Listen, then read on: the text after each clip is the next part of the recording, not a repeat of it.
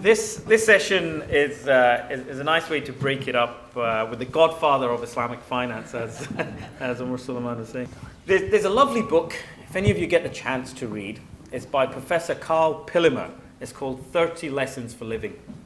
And what he's done, he's interviewed nearly 1,500 people from the US in the 60s, 70s, 80s, and 90s plus.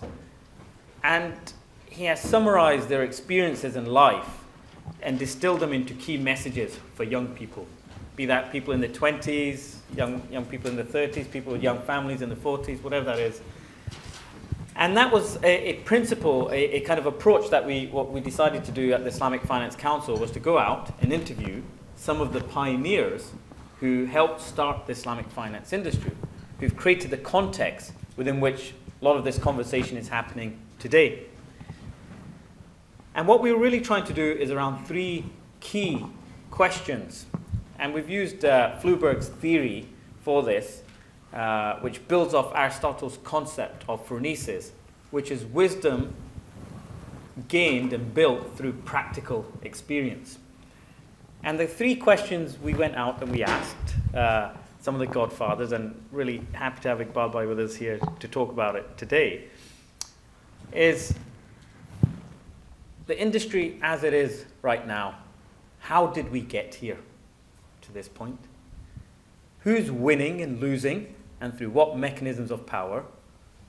And what's the future vista? Where does this industry need to go? So that's the three core things that will frame this fireside chat.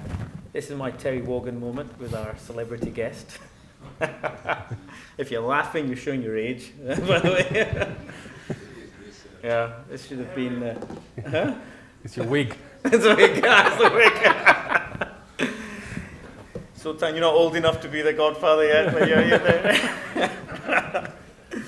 So we're going to enjoy a lovely conversation with Professor Iqbal Asaria, who started his journey in Islamic finance in the 1970s. So I want to start, Iqbal, by asking you, how old were you when you got involved? What inspired you to get involved? And talk us through that initial period of your journey. So, as many of you, most of you would have experienced, sometimes quite chance happenings spark something which you never imagined. So, back in 1975, when I was still young. You're still young. Yeah, inshallah. I was working as an investment manager at the Prudential. At the Prudential that time, Prudential Insurance Company at that time was probably the biggest investor in the UK market. We had about 5% of the whole market. So our job was to just see whether we should be overweight or underweight in any share. It wasn't to say whether we should buy something or not buy something. But as a research analyst, that was very good experience. And my first brush with anything what we would call today unconventional finance was when we were approached by two institutions. One was the church commissioners. Church commissioners, as you know, they manage the church's portfolio, which is quite a substantial portfolio, and the income from that portfolio is used for paying the salaries of the clergy. This is England and Wales ground, not Scotland. But they came and they said to us that we have a problem.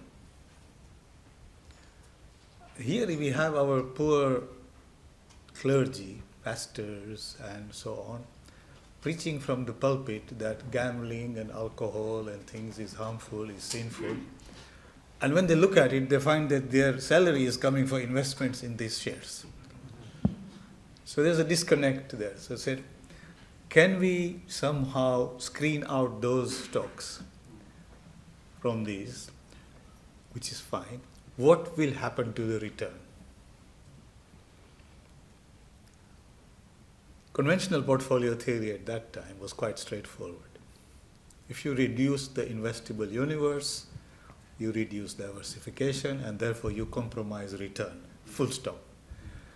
So out of the 5 of us, 2 of us, not me, they said, sorry guys, go away. We don't want to compromise our returns. 3 of us let our hearts rule over our heads and said, let's give it a go. And at the same time, we had an approach from a group called Friends Provident, which was an investment arm of a Quaker society.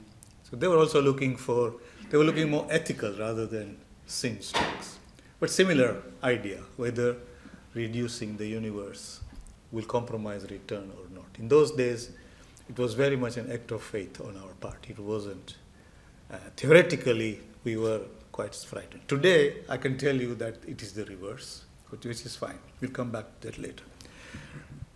So now, while there was not Islamic finance, there was a beginning of a social conscience developing in me. Out of the blue, 1975, I get a call from Professor Khurshid Ahmed. He said, do you want to go to Mecca? I said, for what? He said, there is going to be the first Islamic finance conference in the world. This was initiated by the late King Faisal. Now, unfortunately, he was assassinated in 75, so the conference was postponed to 76.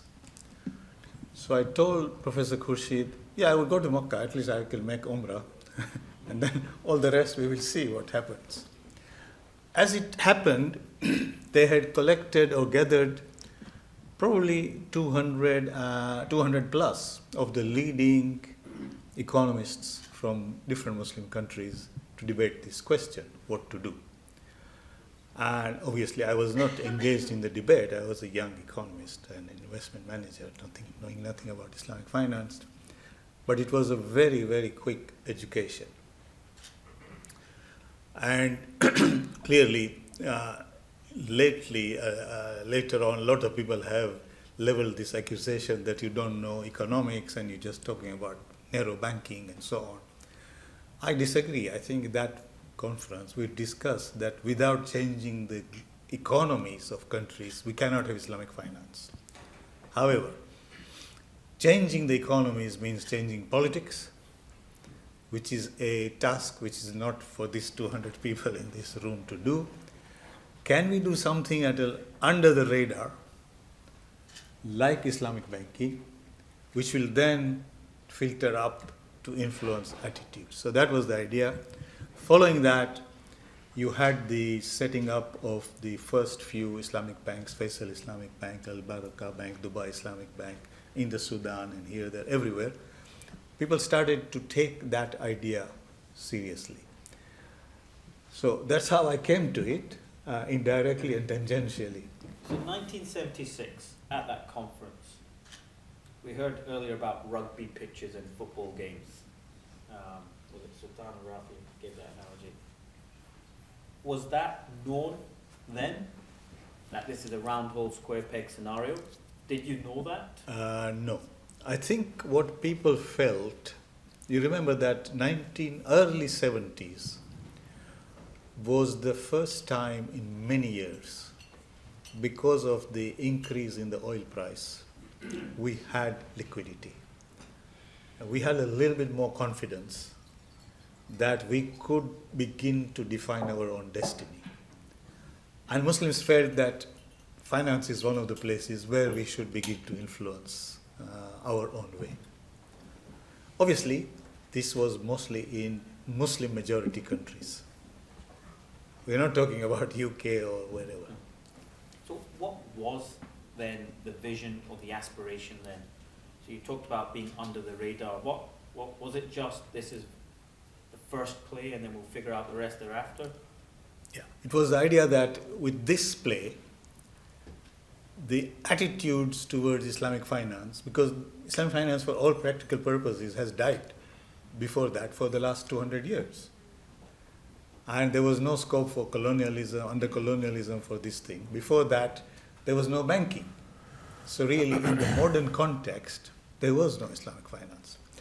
And I remember that Kuwait Finance House invited submissions from scholars how to do this job within the parameters of the jurisprudence of the Sharia. And several scholars submitted, and one of the key submissions was from the Iraqi scholar Sayyid Bakr Sadr, which, apart from his book on Islamic economics, Iqtisaduna, the main submission was Al-Bank al-Rabawiyya, how to run a bank without riba. That was his. You know, Dr. Akram, you will agree with me that to match individual donations through an intermediation mechanism to different recipients, jurisdically is not an easy job. So this double mudaraba of the bank, one way for the investor and one way for the borrower, was designed by him in principle, as shown that this can be done.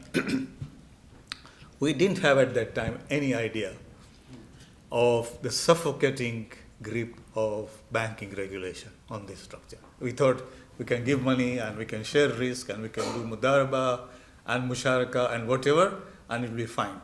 Until we get into banking regulation, our own regulators, not here, are saying, no, you can't do that. This is retail banking. You need to guarantee this, you need to do this, you need to do this. So it took quite a long time to understand that constraint. So do you feel, Iqbal Bhai, now in after that first run, how do you feel now reflecting back from the 1970s to where we are now?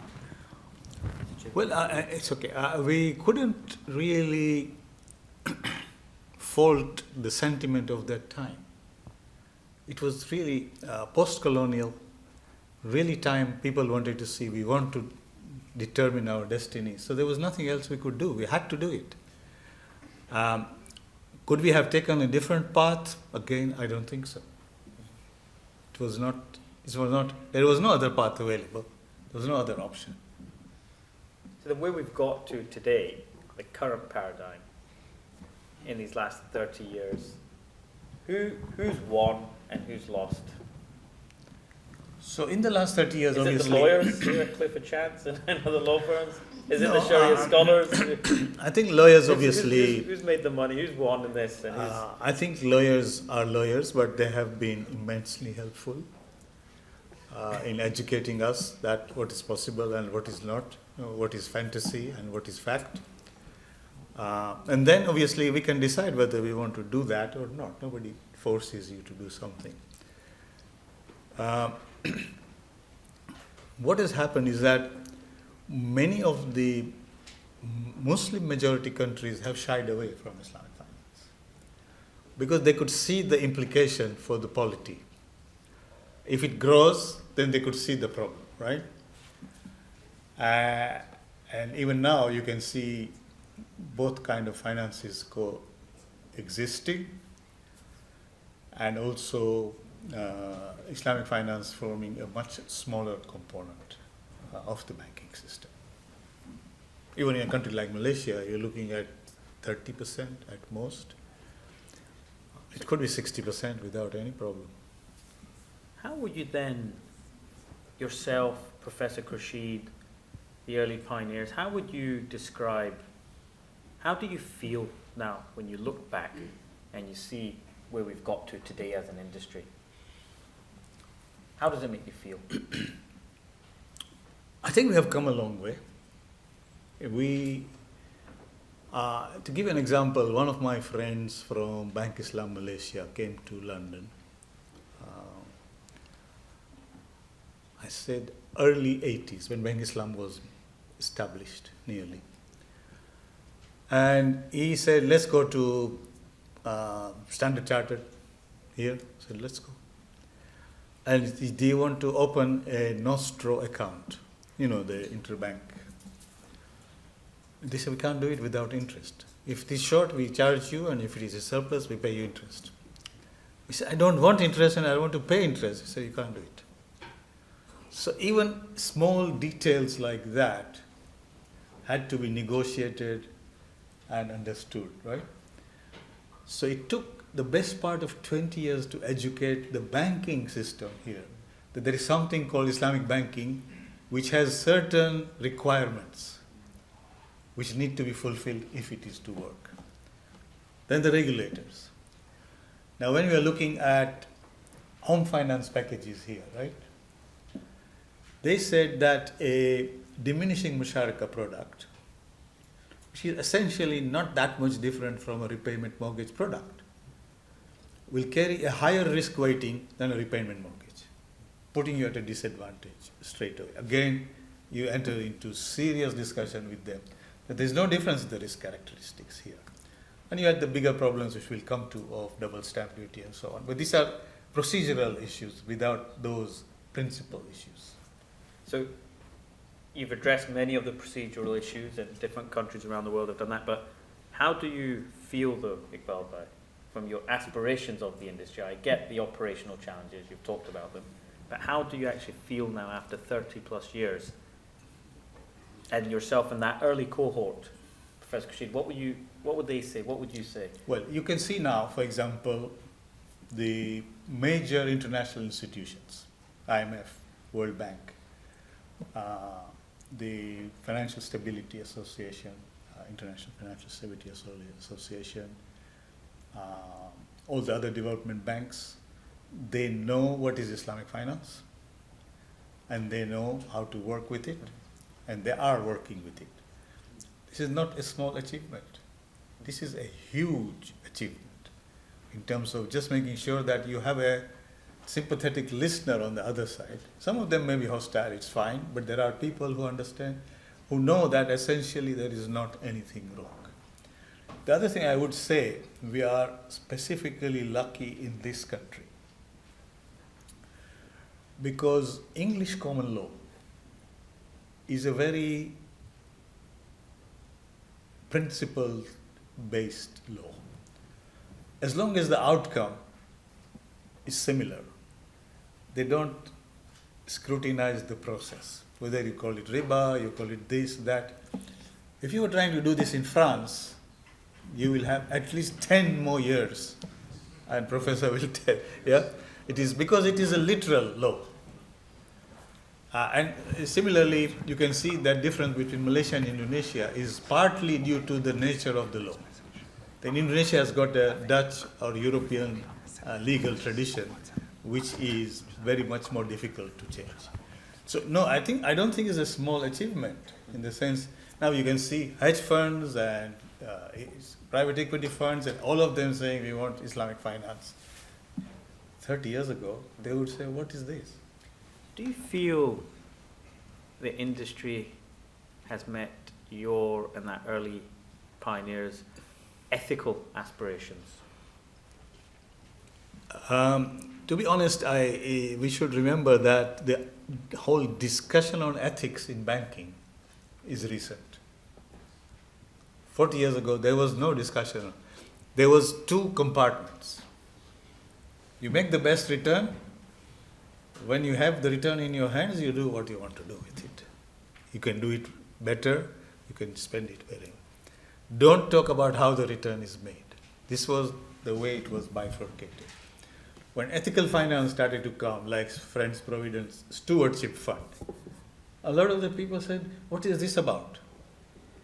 You take the return and spend it where you want to do. Why you are talking about how to make the return? So that discussion is progressing now. It wasn't there then. And we didn't feel the need to address it. We said, if we do this, let's get the parameters right and then hopefully address the other challenges. So what we have done through direct product development, reverse engineering, all kinds of things, we have replicated each and every product in the market in a Sharia-compliant way. The question is whether this is right or not. That's step 2.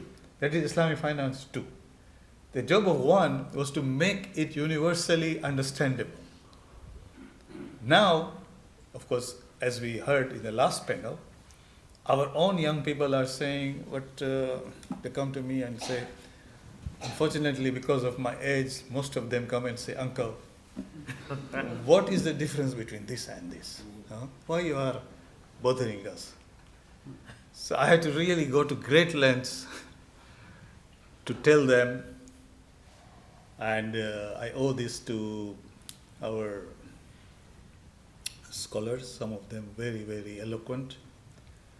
So what is the difference between slaughtering an animal, not saying anything, and slaughtering an animal after saying Bismillah? One is halal, one is haram. It's exactly the same. Oh, yeah, okay. So, but that is minimum. We are not talking about a maximum strategy. The minimum compliance in every product we have achieved. And going forward now into the version 2.0, what do you think?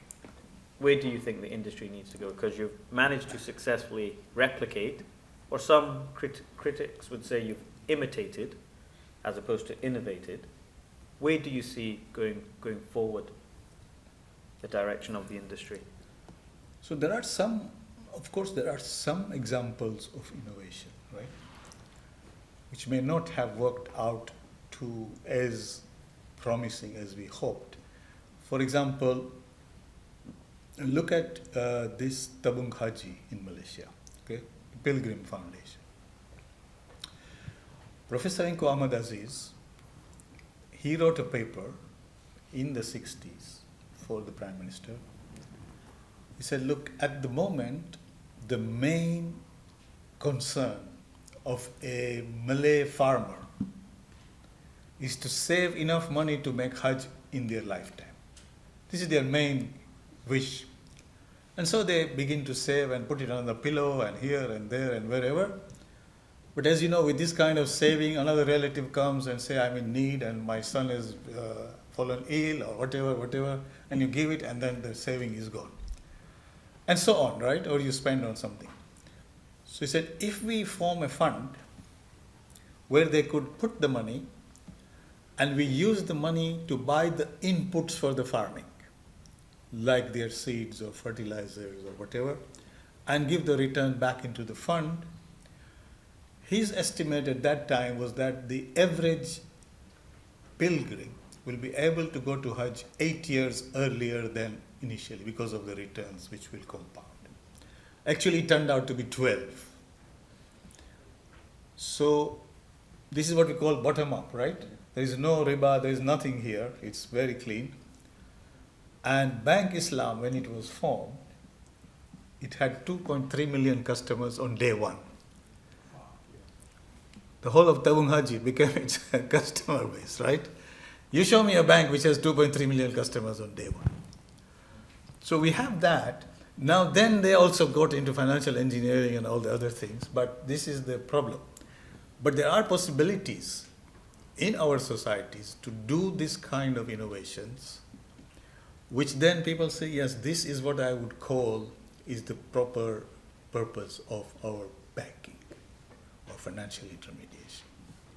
So for the UK market, then are you seeing, similar to the earlier panels, do we need to go down a Tabung Haji or a non-banking model as a precursor to really before the building financial banking? crisis, I was thinking we may have to go to a non-banking model. But after the financial crisis, I think banking itself is going to change. If not now, then in the next crisis, which is not far off, in my view. In which case, the payment system will be separated from investments.